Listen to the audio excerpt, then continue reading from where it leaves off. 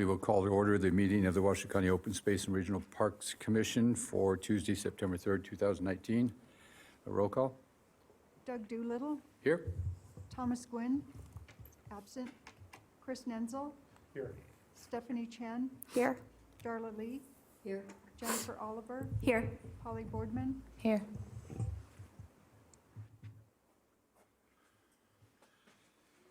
Chris, would you lead us in the Pledge of Allegiance, please?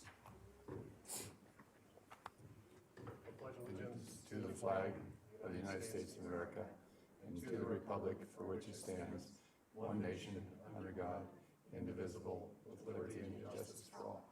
Thank you. Okay, at this time, item 3 is public comments. I do not have any comment cards. Is there anybody in the audience that wishes to make a public comment? See? Yes? Okay.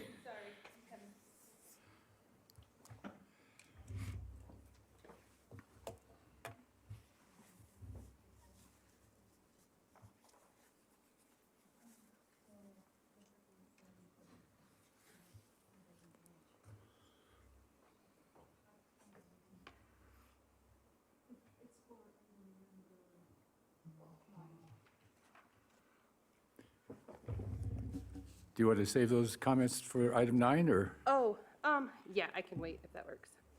Okay, Yeah, I'll wait. thank you. All right, seeing no others, we'll move on. Approval agenda for Open Space and Regional Parks Commission meeting of September 3, 2019. Move to approve. Second. Any questions? All those in favor, say aye. Aye. Motion approved. Item 5, approval of the minutes for the Open Space and Regional Parks Commission meeting of July 2nd, 2019. Move to approve. Second. Any questions?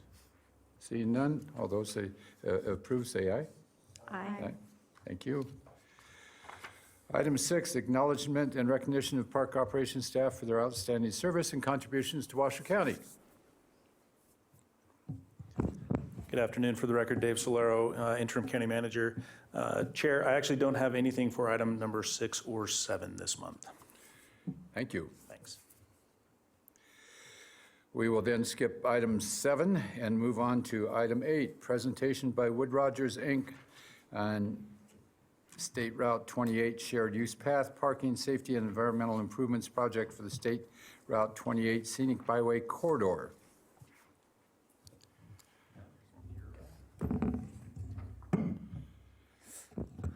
Good afternoon. Derek Kirkland with Wood Rogers for the record, and we have Karen Mullen here as well, who's been a part of the bikeway for a long time. Carl Hasty, District Manager with Tahoe Transportation District's also supposed to be here. He's en route, so he may get here in time. If not, I'll take care of the presentation today. So as you know, the bikeway has been going on for quite some time up at Tahoe. So it all kind of started with the bike feasibility study back in 2011, and then 2012 we moved into what is referred to as the SR 28 Corridor Management Plan, which started to formalize a lot of the partnerships in the 28 corridor. There was several attempts at doing a corridor plan over the years, and so this kind of formalized what was going on and started to form those partnerships. And so the main focus of that 28 corridor management plan was really looking at a more holistic approach to the corridor, looking at bringing everybody's efforts together to kind of create one effort.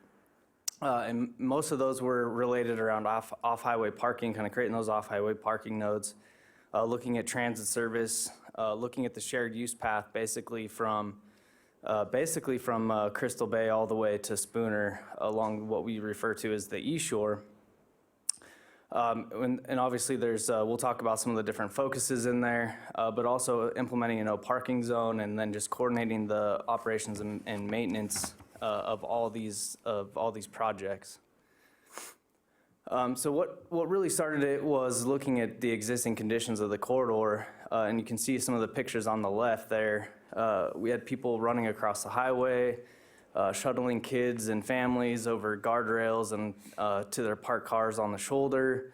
And the bottom picture was in front of Sand Harbor, where essentially the highway turned into a sidewalk. And so it was really evident that the shared use path was going to become a major component of addressing the issues of the 28 corridor and kind of creating the opportunity that people wanted, which was, we learned through a lot of the public outreach process was, you know, they don't want to necessarily park on the shoulder, but it is the only access that they had at the time to access the East Shore, which is the largest undeveloped shoreline at Lake Tahoe at about 11 miles of pretty much all public land, with a few private parcels in between.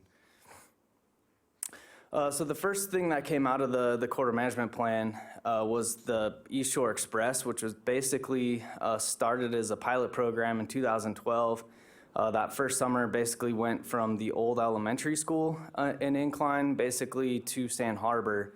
And the goal there was to kind of implement that no parking zone in front of Sand Harbor and then give people an alternative with the bus. And so that did about 14,000 rides the first year. I don't have numbers for this summer, but last summer was all the way up to 35,000 rides. So the transit's been a huge success. Sand Harbor State Parks is definitely a partner in that. And now with some of the bikeway stuff improvements that you're seeing, there's additional bus stops being added at the trailhead parking area and also at Hidden Beach. So we expect those numbers to kind of continue to increase. Basically, there was over 500 vehicles that have been relocated from the shoulders along that stretch all the way back to that old elementary school in Incline that are giving people a safe ride, giving them better access. And now you've also seen the bike trail there, which is I'll get to in just a minute as part of that. So kind of the timeline, State Question 1 was approved back in 2012, which basically set aside a lot of the funding that's been used.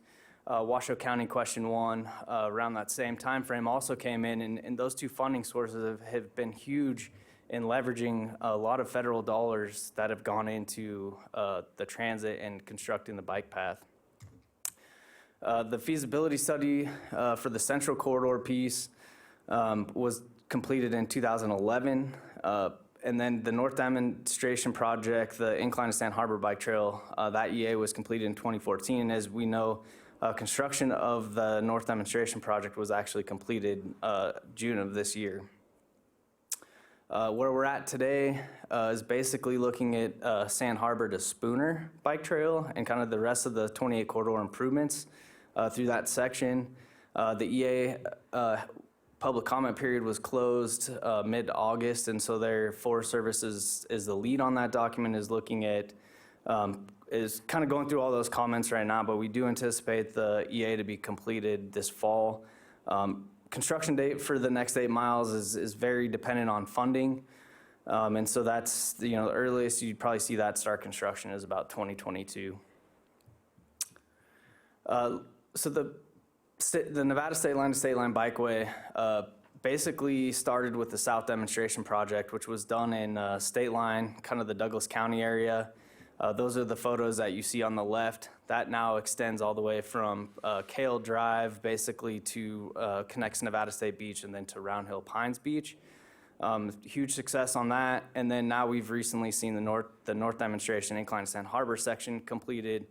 And Karen, do you have number figures on that? 100,000 people in 45 days. So per Karen, 100,000 people in 45 days. That's pretty remarkable on the activities we're seeing there. Some of the takeaways we've heard is that just it allows access to Tahoe that a lot of people haven't had.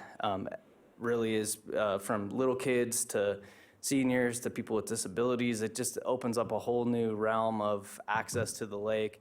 But more importantly is really address the safety issue and taking the people from walking on the highway and put them onto this path. And has also allowed the agencies to really focus on where they want access and make those access points safe. So just some more pictures of what we are calling the East Shore Trail now, opening the parking lots. And really what this next EA is about is continuing this path all the way to Spooner. So a lot of similar treatments. And so In addition to that 8 miles of shared use path that's proposed, we're also looking at expansion of the 2 existing Forest Service lots, creation of 2 new lots, one at Skunk Harbor, and then a new park and ride at the south end of the corridor up by Spooner, across from Spooner State Park.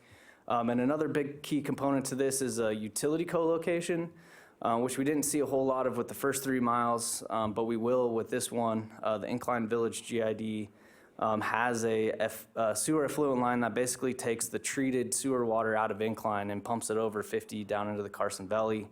And so they have sections in there that are needing to be replaced. And so there's actually a huge opportunity to replace that underneath the path, help them reduce their construction times, help them kind of reduce their costs, but also kind of leverage some of that to help get that bike trail sped up a little bit quicker.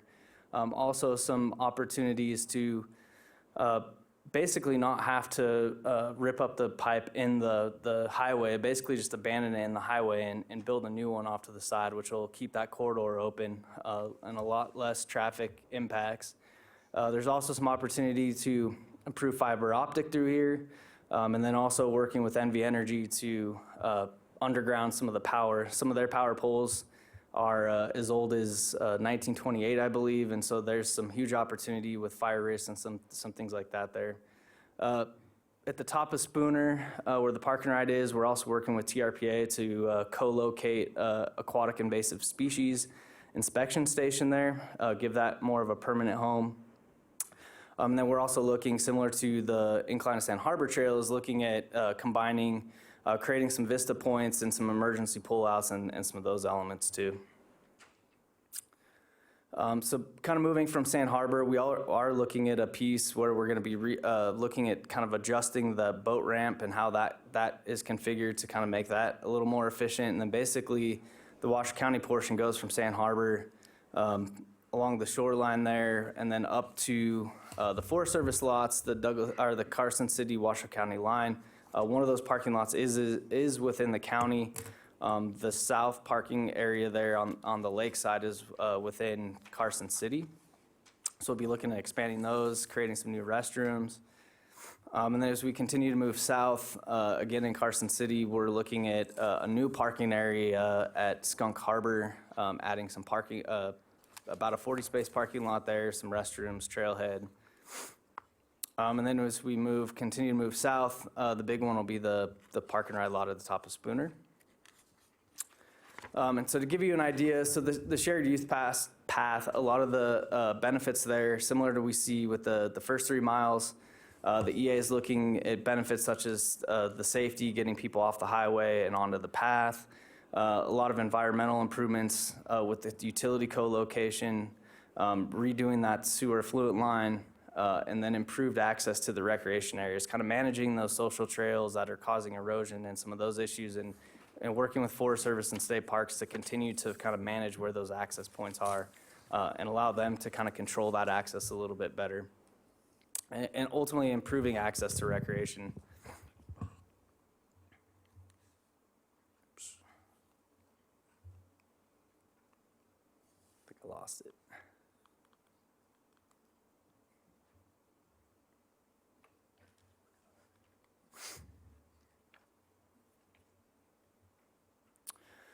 So one of the big benefits of the next 8 miles is really looking at parking. So right now, if you've seen, there's only about, I believe there's about 52 spaces between the existing Forest Service lots, and there's a much greater demand than that. And so you see a lot of that demand left out on the shoulders. And so we did kind of a whole bunch of, we did shoulder counts in 2016. And so really what we're focused on is trying to reorganize those 2016 shoulder park counts.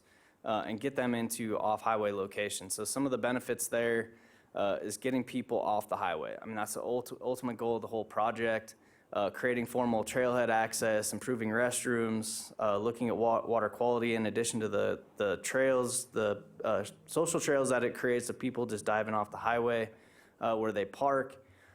Is those cars parked along the shoulder start to eat away that shoulder. And so it's creating a lot of erosion issues that we're looking to address. And then you'll see kind of that enforcement piece, that no parking zone kind of expand through the whole corridor as we move on and start to create these off-highway parking areas and incorporation of transit stops at these areas as well. And so what we looked at is kind of, where the shoulder parking occurs, and the pictures up on the screen basically give you an idea of how those kind of parking areas get expanded, and you can see they're much better circulation pattern than having people on the shoulders. And so we went through a kind of an exercise to determine that amount, basically looking at, kind of the different times of the year, kind of what the shoulder season is, looking at basically the peak versus the holiday peak. And so really where we're at right now is a range that's needed of off-highway parking per the 2016 counts of around 446 to 584 spaces. Right now, what's proposed in the EA is about 535. And those additional 50 spaces would basically be dispersed into other parking, kind of spread out that recreation a little bit and help some of the demand on these beaches. Oops. So the picture up above now is it's about a 250 space. This is the South Park and Ride lot. And so this will incorporate not just parking, but will incorporate a transit stop similar to what we see at the old elementary school. And it also include the TRPA AIS station. And Forest Service is actually looking at this as an opportunity. And this is closer to the, is basically a replacement of the current NDOT parking lot that you see now at 28 and 50. That would essentially, that's got a lot of dangerous access points. And so NDOT and Forest Service really want to try to close that. And this would actually be further into 28, almost directly across from the Spooner State Park entrance. So it kind of keeps that recreation in one area, but also creates some new opportunities for Forest Service to look at this as a recreation use in the wintertime as well. And so that, although not part of the EA, they are kind of exploring that as an option in the future. Utility co-location, we've talked about the IVGID's effluent line. So kind of their critical section is basically from the Forest Service lots right at the Washoe County, Carson City line, basically up to the Douglas County line. That's kind of their key. There has to be replaced within the next 5 years or so. They're out there now doing some repairs to it, but ultimately that's the pipe that has a really thin wall, and they really want to try to replace that. And so there's huge benefits to include that underneath the path, not only for future maintenance, but just making sure they're not impacting the highway when they have to reconstruct that. NV Energy is also, as I mentioned, is looking at the power lines here and an opportunity to put those underneath the path and get the overhead power lines out of there. That has visual quality benefits, but also some huge environmental benefits in terms of long-term for fire. And then in addition, on the effluent line for fire risk is actually adding some fire hydrants to that effluent line. So in case of a wildfire on the East Shore, they would be able to tap that treated effluent water to fight fires. So there's a benefit there as well. We are looking at communications and fiber optic as well underneath the path. So the EA is available on the Forest Service website, which is up on the screen. Comment period did close August 11th, and so they're going through kind of those comments, and hopefully in the next few weeks or so they'll have kind of a better idea of where those comments are.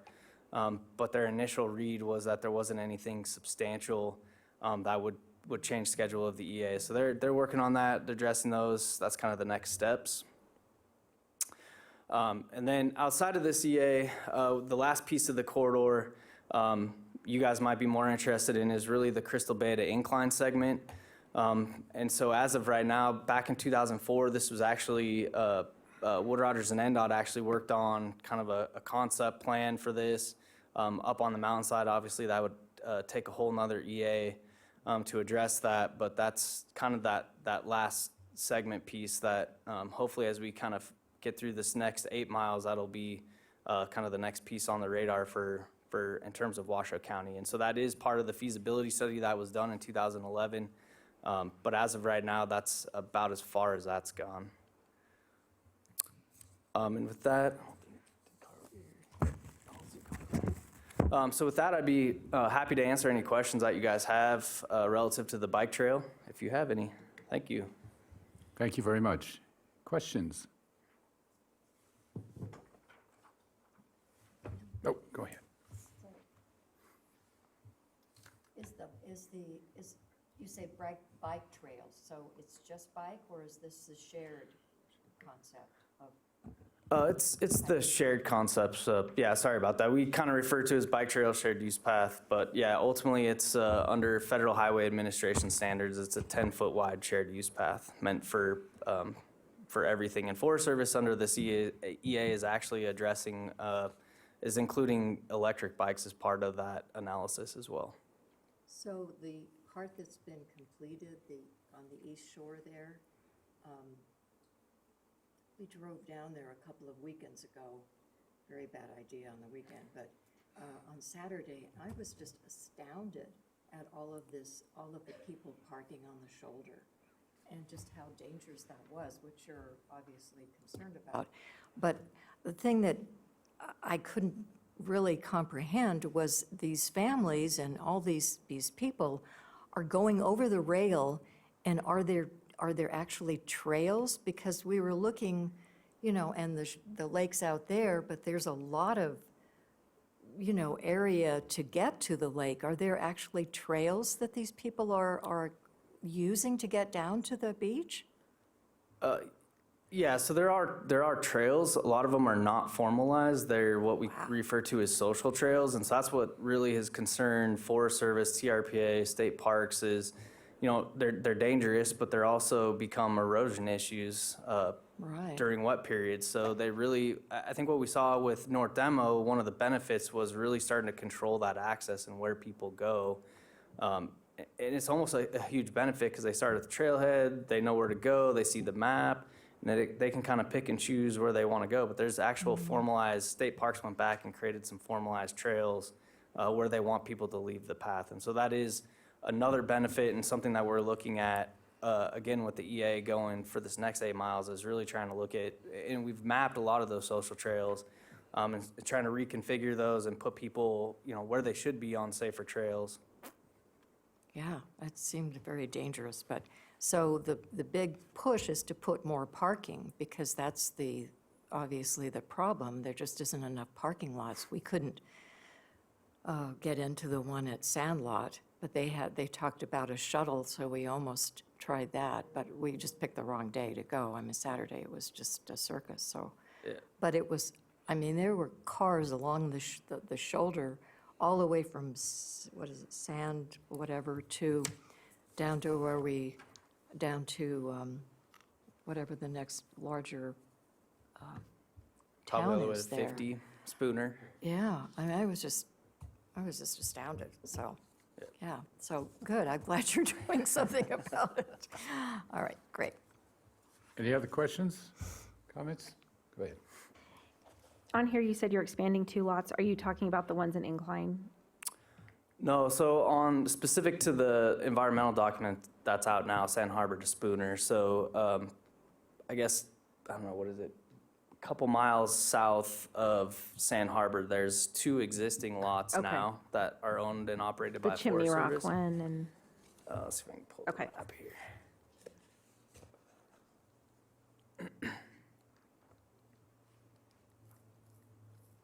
Maybe. so essentially the Incline lots are complete. There's no plans to expand those. Not rest at of- this time, but there is discussions ongoing right now of, we've got the 90 spaces with the North Demonstration Project that were constructed. And so NDOT does own more land that heads Okay. to the north.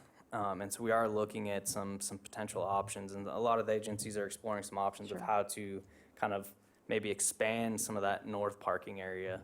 Okay. Ideally, there's, things in the works there, but there's nothing formally planned as of right now. So, And the demand is super high, so, yeah. thank you. Other questions? I have one. So you're saying that state parks, Nevada state parks will be looking at some of those social trails and improving those, or maybe adding some trails? I'll let Karen. Okay. Thanks. Thank you, For the Karen. record, Karen Mullen with Tahoe Transportation District on that particular project. The social trails from Incline to Sand Harbor were redone with the Recreation Trails Program grant, and we revitalized the authorized trails in the segment from Incline to Sand Harbor. We decommissioned over 7, almost 8 miles of trail in that area, which is what you were talking about, the social trails where people are jumping over the guardrails. So it was a whole bunch of just little short segments that people were diving over the guardrail, but we decommissioned those. We did some maintenance on their trails. That same treatment, we hope, will take place in this next segment from Sand Harbor to Highway 50. Again, we had another approximately 8 miles of people diving over the shoulder and heading down towards the lake and creating social trails. We'll go back through, decommission those, and then make it clear where the obvious authorized trails are, and then help the Forest Service or state parks, depending on where we're working, to clarify which trails they want to keep and get people to their recreation destination in a safe manner. So all in all, we've done the first 3 miles, and now there's the next 8 miles to do. And that's what I was referring to, are the trails south of Secret Harbor, Skunk Harbor, you know, Yep. all those areas that are fairly steep, but there is a road down there. You're going to utilize that road as well? Yes, Old. part of the old road that you see as you pass Secret Harbor there will be a part of the new bikeway until it really starts to drop down Right. hill. And then we have to maintain grade and stay up towards the highway.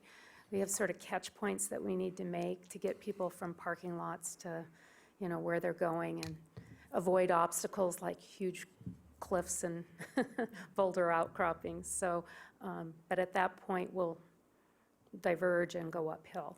So the last question related to that, this is not part of the EA that you're looking at now. This is separate that State Parks is doing in terms of the social trails, or is it a combined effort? It becomes a combined effort because the area of planned effect, it includes that area from the highway to well below the existing, well below what would be the new trail. So Okay. we're able to capture that and Okay. take care of it. Thank you.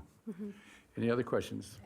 I have one more question, actually. I know that right now Thunderbird Lodge is only accessed on the bus from the visitor center to go there. If there is a trail there and access, would that change how people would access Thunderbird?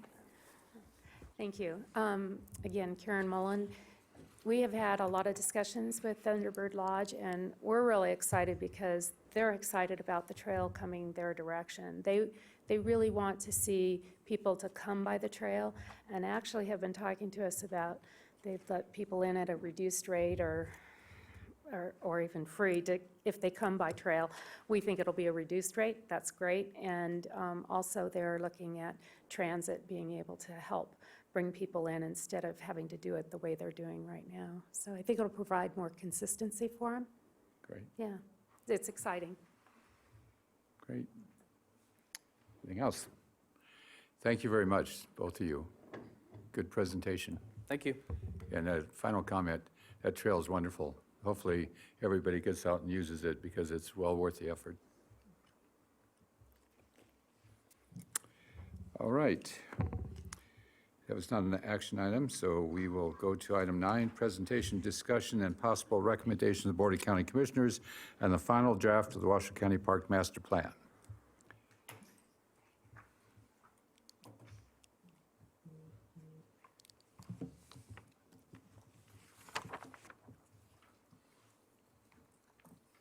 Good afternoon, Chair Doolittle, Commissioners, staff. Sophia Kirschenman, Park Planner with Washoe County for the record. This next item is a presentation, discussion, and possible recommendation to the Board of County Commissioners to approve the 2019 Regional Parks and Open Space Master Plan. During our last Park Commission meeting, Eric from Wood Rogers presented the draft master plan, and you all were given the opportunity to ask questions, provide some feedback. Some of your main comments are listed up here. They were related to formatting, to ensuring that all of the agencies and entities that we partner with are appropriately recognized and included in the master plan. There were some specific comments related to the planning areas and also some ideas about what to include in the executive summary. Staff do feel as though your comments have been incorporated into this final version and are recommending that you recommend approval to the BCC. However, I hope that you have had a chance to review this final version and that any members of the public or stakeholders who are interested have also had a chance to review this final document and that any additional questions or comments can be addressed here today. Since we spent a good deal of time during our last Park Commission meeting reviewing the main document, today I would like to briefly review the executive summary since that is a new part of this master plan. The executive summary is 6 pages long, and it can function as a standalone document to be handed out at events or given out at our parks, passed out to community members, partners, that sort of thing. It can also be seen as sort of part of the main document, and it does highlight all of the main themes that are covered throughout the master plan. Pages 1 and 2 really hone in on where we are today. It talks about some of the things that we've been able to accomplish in the past, as well as some of the challenges facing the Washoe County Parks Program moving forward. It talks about the overall number of parks, trails, and open space areas that Washoe County owns, manages, and maintains, as well as when those areas were acquired and when those parks were constructed. It talks about the 2008 recession and some of the challenges that have arisen from that, including current funding and staffing limitations. And it also talks about how Washoe County is responding to a growing population and the needs that arise related to recreation with that growing population. Page 3 hones in on those current funding and staffing challenges. It also compares the Washoe County Parks Program to the metrics established by the National Recreation and Parks Association. And I would say that page 4 sort of gets into the meat of this planning process. It highlights some of the data collected through the stakeholder group meetings and the online survey that were conducted last spring. I picked out a few things, but if you're looking along, you can look at some of the rest of that data in the executive summary. And as you can see, residents want regional parks. They want us to build out existing park master plans. They want us to acquire more open space. And of those residents who were involved in the planning process, they more frequently use hiking trails, open space areas, multi-use paths, as opposed to some of the other recreational amenities that we offer. This data and these perspectives were then used to identify the priorities moving forward. Page 5, we talked about this before, but it is probably what most people will be interested in. It lists the priorities by planning area. And again, it focuses greatly on regional parks. So building out regional parks, updating regional park master plans, even identifying locations for future new regional park locations. Additionally, there are some priorities related to providing trail connections, utilizing reclaimed water when appropriate, and updating existing infrastructure as necessary. And then page 6 goes and looks at our short, midterm, and long-term strategies. In the short term, we're looking at completing a service plan study, which is sort of the first step in exploring the potential creation of a regional park district. It also talks about determining what projects would be good candidates for the state conservation bond, since those funds were recently supplemented. In the midterm, this suggests that we should further explore and identify sustainable funding sources to support the program. And in the long term, it will be important to target legislative updates related to recreation and to foster and continue to foster those collaborative partnerships. Overall, staff feel as though this executive summary does provide a comprehensive snapshot of the master plan. And just more generally, we're proud of this master plan. We think it provides excellent guidance for the Parks Program moving forward, and we're greatly appreciative to Wood Rogers for their efforts on this. It's a brief presentation, but this concludes my thoughts, and I'm available for questions. Derek from Wood Rogers is also here and available for questions or discussion. Any questions? I have a couple. You mentioned that it met your objectives, you're happy with the master plan as presented. Does it meet all the objectives of the operating staff as well, not just the planning staff? I believe so. We've had some internal discussions, but it hasn't been fully presented. We sort of, during our last operations meeting, talked about some of the main priorities moving forward. And I would say that those are consistent with the conversations that I've had. I recently went out, just being a new park planner, went out with most of our operations staff and kind of got their perspectives on just what they think needs to be updated, what their priorities are. And I would say that they're consistent with the goals identified in the master plan. For the last 20 years, I've been very concerned about the infrastructure of the existing park system. Right. And the ability to find the funding necessary to continue the maintenance of existing parks. Now, planning for future parks, the question gets even larger because that's added maintenance and no staffing or monies coming from the county for the operation and maintenance of existing parks, let alone new parks. So how is that going to be addressed? I think that these priorities are primarily going to come from the funding opportunities that arise. Most of the new infrastructure, the new parks that are planned are definitely collaborations between developers and Washoe County, and so a lot of that funding is coming from private entities. And then I think that some of the opportunities that we're seeing are from the new state conservation bond, or the kind of resupplemental funds that have come with that recent legislation. And then just when there are other opportunities to collaborate within Washoe County. I know that our utilities department, we've been approached on several occasions because they're looking for places to distribute some of our reclaimed water. And so sometimes there's an opportunity to collaborate with other departments and sort of foster those partnerships and meet multiple goals. So I think that these are kind of a big picture. It's, I mean, all the priorities, all of the goals that we would have, obviously, given current funding and staffing limitations, they're not all going to be fulfilled today. But I think that as those opportunities become available, we know sort of what our overarching principles are. And you feel that's suitably addressed in the master plan in terms of where you can find the funding and leverage those funds with existing funding sources? I think that the master plan definitely recognizes the shortfalls and some of the challenges. I mean, it goes pretty, I would say, in depth into our current funding and staffing limitations. It talks about sort of gaps in infrastructure. It talks about just what it's looked like and how we've had to reset after the 2008 recession. In terms of moving forward, you know, exploring the potential creation of a regional park district, I think is definitely an opportunity to have more funding. As always, I wish that there were more funds available. It would be great if they had a whole list of places that we could go to, but I think it's also going to be a lot of creativity on the part of staff, looking for grant opportunities and trying to be creative. And I only bring this up just as a footnote to the master plan because it's generally easy to find the funds to build new parks. Right. I don't mean easy, it's not easy, but it's a lot easier than finding the monies to maintain those parks.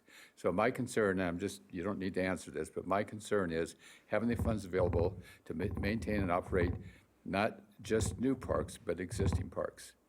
And that infrastructure gap is going to continue to broaden as we go through years. So you don't have to comment, but that's how I feel anyhow. Sorry, I dominated. Any other questions, comments? Thank you very much. We do have a public comment from Heidi Anderson.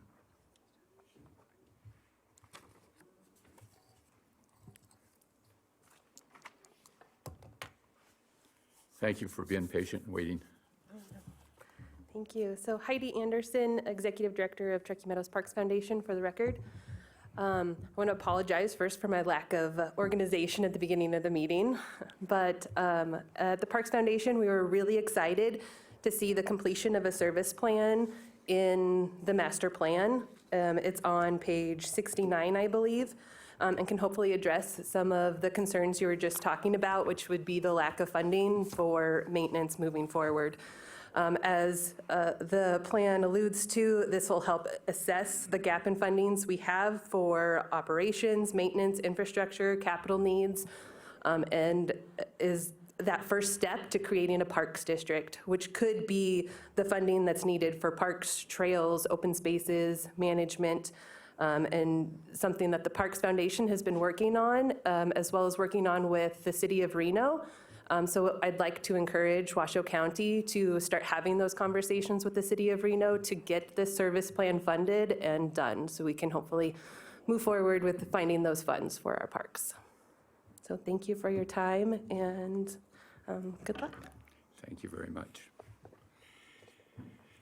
Any other public comments?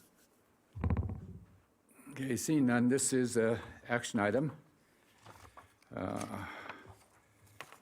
to make the recommendation to the Board of County Commissioners. Is there a motion?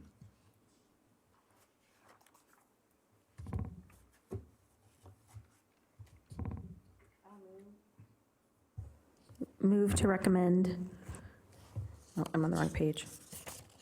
Move to recommend approval to the Board of County Commissioners Is that, of the 2019 Parks Master Plan. thank you. Second. Okay. Was that clear enough, the motion? That's all you need? Okay. All right. Any comments, questions? All those in favor, say aye. Aye. Aye. Those opposed? Seeing none, motion passes. Thank you very much. Thanks, everybody that came for this item. Next, item 10, presentation, discussion, and possible recommendation to the Board of County Commissioners on the Blackstone Estates Park Agreement between Washoe County and J.C. Blackstone LLC for use of residential construction tax funds not to exceed $280,000 to build the Blackstone Estates Park. No presentation with this one. This next item is a review, discussion, and possible recommendation to the Board of County Commissioners to approve the Blackstone Estates Park Agreement. This is an agreement between Washoe County and J.C. Blackstone LLC for use of the residential construction tax funds generated through the development of the Blackstone Estates and Sugarloaf Ranch subdivisions for the construction of a neighborhood park. These subdivisions are located just northeast of the intersection, or will be located, I should say, just northeast of the intersection of Pyramid Highway and Calle de la Plata in Spanish Springs. The total amount of funds expected to be generated through the construction of these subdivisions is $280,000, as there are 280 approved lots. This agreement is a bit different than some of our past agreements, as the park property will not be deeded to Washoe County and will instead be owned, managed, and maintained by the HOA in perpetuity. Washoe County staff have been working with the developer on the design of this park, and the conceptual and design includes playground infrastructure, walking paths, turf areas, and a pet station, among other things. Staff do feel as though that this is consistent with the 2019 Parks Master Plan, as it is a collaboration between Washoe County and the developers, and that is identified as a strategy in the master plan. And as the master plan identifies underserved residents located less than 1 mile away from the proposed location of this park that would be served by the Blackstone Estates Park. Construction of the park is expected to be completed within the next 9 to 12 months. After construction is complete, the developer will submit a line item invoice to Washoe County and will begin building based on the construction costs.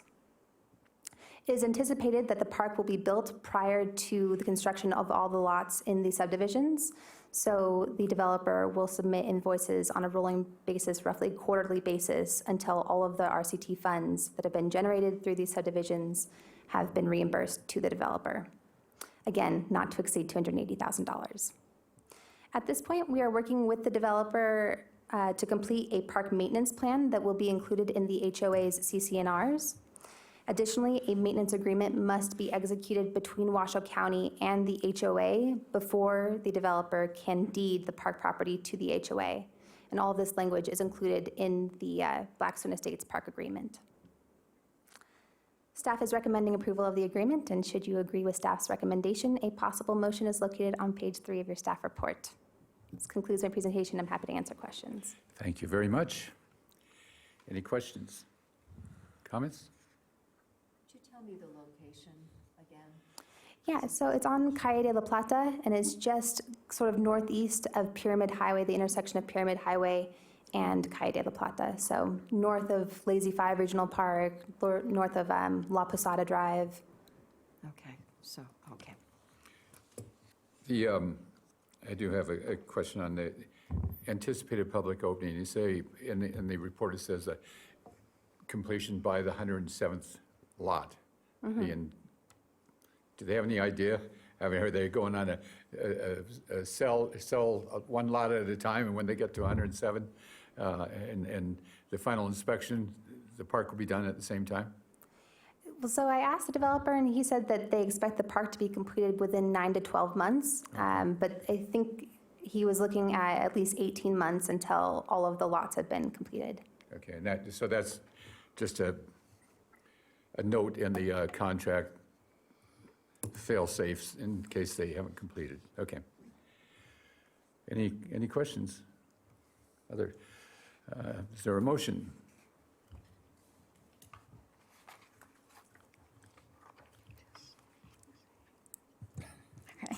I move to recommend to the Board of County Commissioners approval of the Blackstone Estates Park Agreement between Washoe County and J.C. Blackstone LLC for use of residential construction tax funds not to exceed $280,000 to build a Blackstone Estates Park.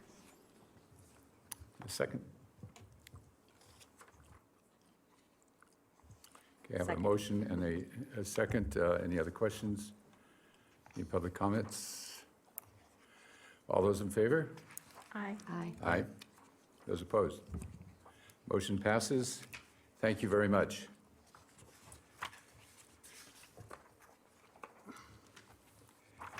Okay, Program Park of the Month, volunteer program updates. Denise, great to see you. Thank you, too.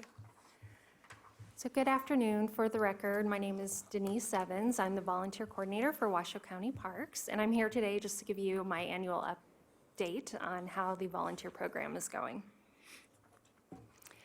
So believe it or not, the Parks Volunteer Program is already in its 10th year, started back when Doug Doolittle was our director, and I have been in the position of the volunteer coordinator for the past 8 years. So in that time, the program has really evolved and grown. We're already to 17,000 volunteer hours last year, which is equivalent to 8 additional full-time positions. So to put that in perspective a little bit, if you think of your average person may come and volunteer 2 to 3 hours a day, adding up to 17,000, that's a lot of people. And the national value of those 17,000 hours is roughly over $430,000. So the bulk of these volunteer hours come from group volunteer projects. So a group can be anything from a corporation to a religious organization to a school group. They normally will work for about 3 to 4 hours. After about that, people begin to kind of tire out a bit. So I usually recommend about 3 hours, 9 to noon is the normal time. And we do them 7 days a week. Lately, there has been a trend for corporations to actually pay their employees to volunteer for a certain amount of hours a year. So that's been great for us, and we find those volunteers are usually really excited to be there and especially motivated.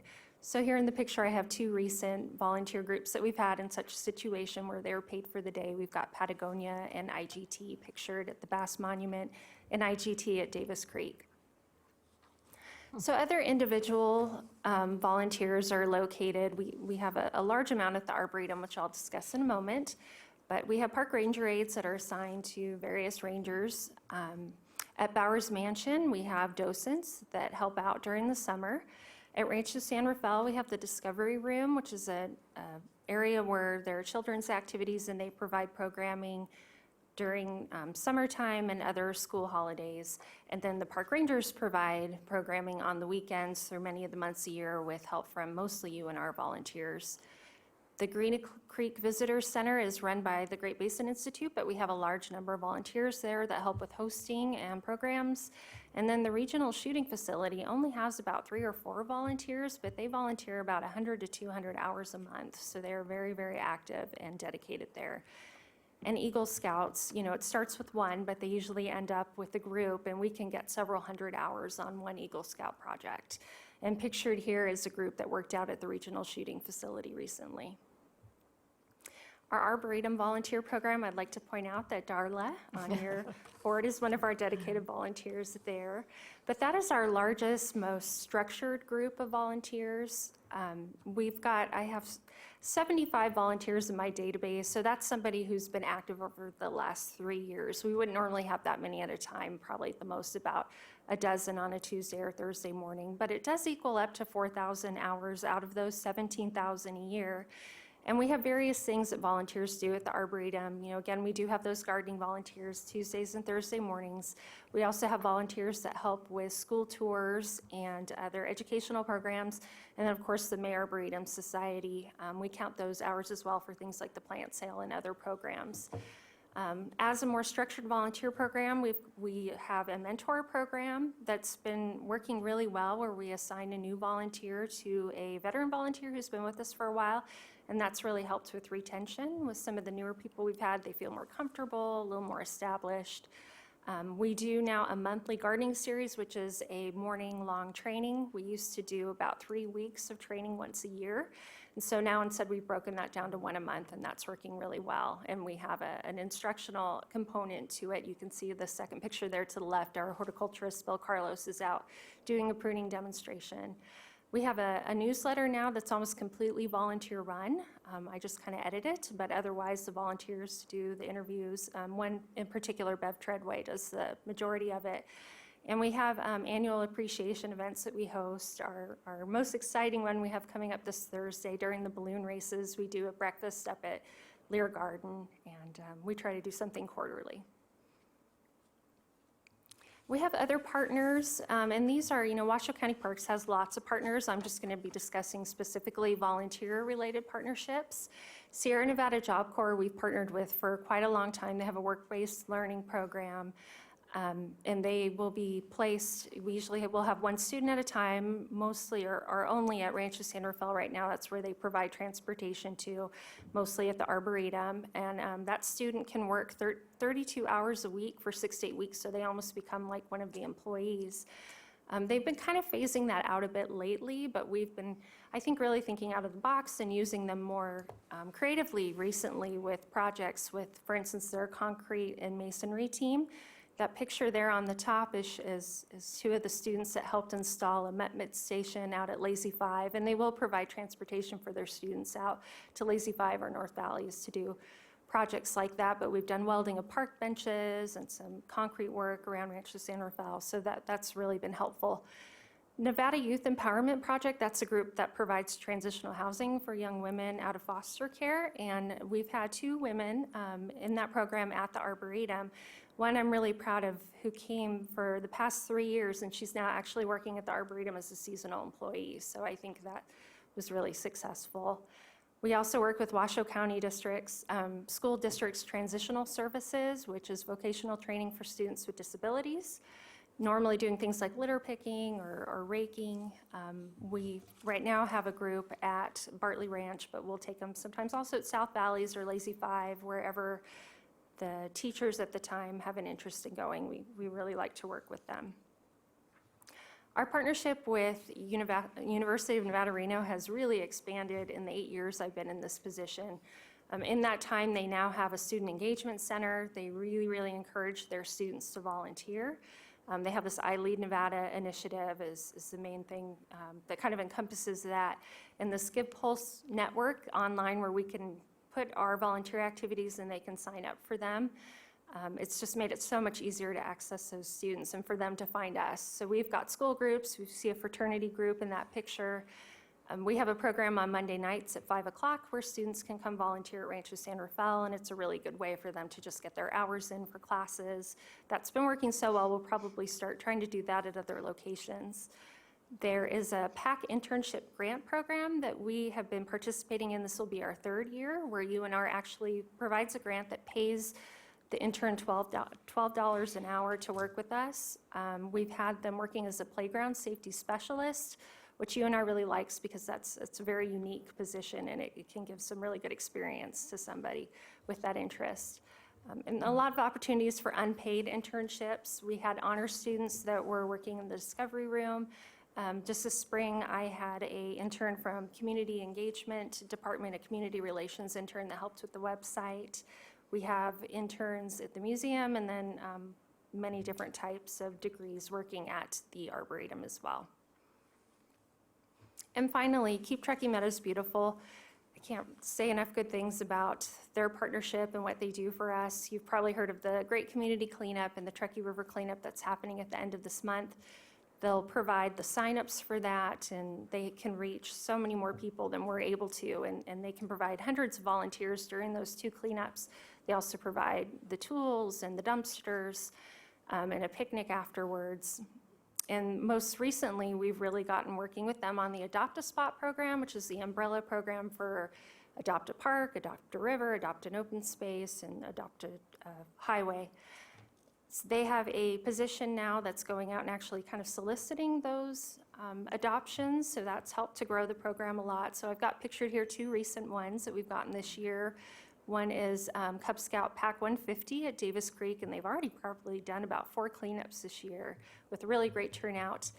And Starbucks Distribution Center has adopted Bowers Mansion, which is exciting because they had been coming and cleaning once a year, but now, they wanted to take a step and be a little more dedicated, which is we ask for about 4 cleanups a year with the Adopt a Spot program. And you can see there a picture of the sign. Maybe you've seen it throughout town. City of Reno and City of Sparks, we all have the same program and the same sign facilitated through Keep Truckee Meadows Beautiful. And so finally, last but not least, thanks to all of you because you're also volunteers, so we appreciate your time and dedication. Can I answer any questions? Any questions? Just wanted to thank you, Denise, because you are a fantastic coordinator and you do such a great job. So, thank you. Thank you, Darby. I would like to echo that, Denise. You've done an absolutely great job leading this effort. It really, 10 years is remarkable. So thank you. Thank you. I would also like to thank all the volunteers, other than the park commissioners, that go out and help in our parks, because for those of you, I think we're televised still, for those of you watching, we can always use more volunteers on a daily basis. They help us in so many ways, especially as funding has been reduced over the years. The volunteers have picked up the slack and really have done a great job. So thank you again. Thank you.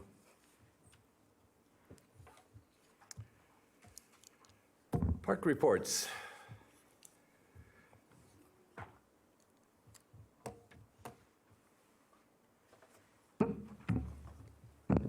Good afternoon. Again, for the record, Dave Solero, Interim County Manager, here to cover a few park reports for you.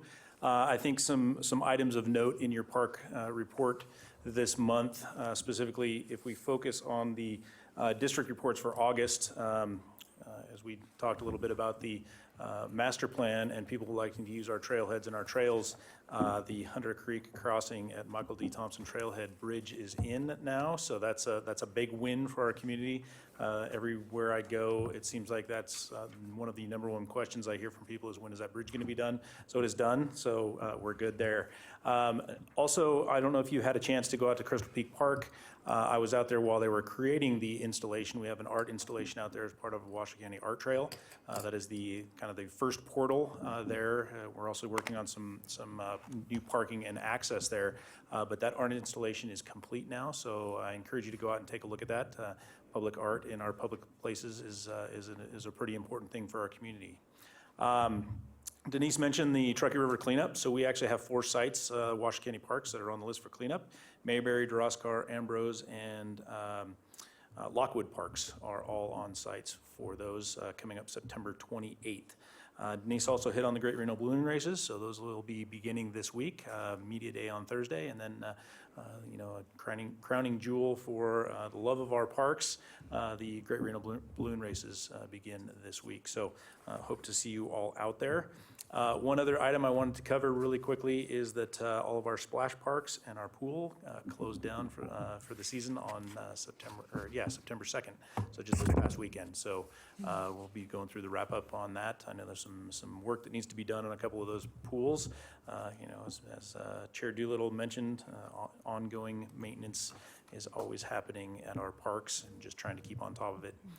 So with that, I don't know, Sophia, if you want to do you have any planning items that haven't been covered today? If not, that's fine. And so I do think, again, we've had a successful summer season. It's still going on. We're still mowing lawns, all those other sorts of things. But I really want to thank the crews that are out there taking care of our parks. They do a fantastic job on a yearly basis. And this was no small feat this summer either. So with that, I'm here to answer any questions you may have on the park reports. Any questions? None, just a comment is, I always like to congratulate staff because it's been a long, hot summer and it's been a challenge trying to keep things green and looking nice, and they've done a great job. So thank you very much, and extend that to them, please. I will do that. All right. I do have one question, though. Sure. Well, no, I'll skip it. Never mind. Are we going to get a golf report, more detailed one as an update in the coming months to kind of where we're at with both operations? And We can certainly do that. I do have some information in the director's report to cover Okay. on the golf front as well. Okay, great. I'll wait then. Director's report. Perfect. So just a couple of actions by the Board of County Commissioners in July. They accepted the annual donation from the May Foundation, so that's helpful for us to continue the operations up there, of the Arboretum, the Wilbur May Center, and then training opportunities for staff as well.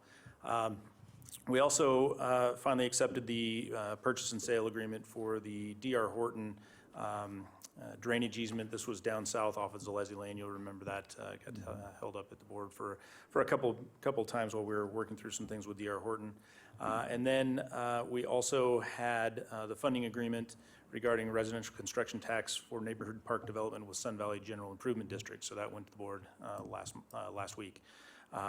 So that we could get that taken care of. I know General Improvement District out in Sun Valley has some improvements they want to do to, I believe that was, I can't recall which neighborhood park it was out there in Sun Valley. But it's some improvements that they've been looking to do out there, so we'll use those residential construction tax dollars. Additionally, as part of the Wild Creek sale with the RSCVA and the Washoe County School District, as of around July 19th, Washoe County became the owner of yet a third golf course in our community. So we are working through a process right now that will come back in front of you, just really more for informational items, as far as the improvements that are going to occur at Wild Creek. As the school district has worked through their plans, I actually have a meeting tomorrow afternoon, Thursday afternoon, with golf course designer who's been working through. We're working with the current operator, Duncan Golf, to look at some of the plans on what to do with the rest of the golf course, whether it's continue a 9-hole course and have a series of rounds, or transform the entire what's left into 18 holes. We're working through a bunch of different things. So some exciting things that come with Wild Creek Golf Course, keeping that open as a golf course. I want to make sure that we're all, that's the goal anyway, as long as it's sustainable. That's one of the things I've told the Board of County Commissioners is, and I don't want to get into a point where golf is not paying for itself and we're trying to subsidize out of whatever other budgets. So we want to make sure we have something that is appropriate there. So there will be an update coming as soon as we have some of those items taken care of. And then if you'd like additional information, again, on golf course, trying to think, I believe we had the operators in April to give an update. We can certainly do that, kind of the end of season wrap up for them. I'd like to maybe wait until November, if that's all right with the chair. So. Questions? I do have a comment on the Wild Creek. Is there consideration being given to a full 18-hole executive course? Yeah, so we like I say, we will have a presentation by a golf course architect. That presentation will be for myself and the existing operator to understand some of the concepts that he's come up with over the last roughly 30 days. One of those was a full 18-hole, executive type course. One was to keep the existing 9-hole par 3 and maybe doing some other things, and then gave him the, carte blanche. Let us know what it is. He's well aware of the budget we've got associated with this, roughly $2.5 million for, revamping that golf course. So. I'm good. I'm glad you're looking at that because I mean, people are looking at time-saving opportunities in recreation, and executive courses provide a shorter day of play, and a lot of people are seeking that avenue. So, Yep. Thank you. Any other comments, questions? Thank you, Dave. Okay. Commissioners' comments. Any? Start down there. None? No? I just want to say that I'm a regular park attendee. I'm probably at our regional parks at least once, maybe twice a week, and I'm always impressed with the staff. I'm always impressed with the grounds. I think everyone does a great job, so thank you. And I just wanted to share, I passed around magnetic little information sheet here, but last fall, the health district partnered with the GIS team and we built an interactive parks directory. So just as a reminder, we got these made just to remind everyone to be active, and it's inclusive of all parks in Washoe County, Reno, and Sparks. So great little reminder to use our local parks. Great, thank you. Any other comments? None? Public comments? I don't have any slips. Don't see anybody rushing up here. So we're adjourned.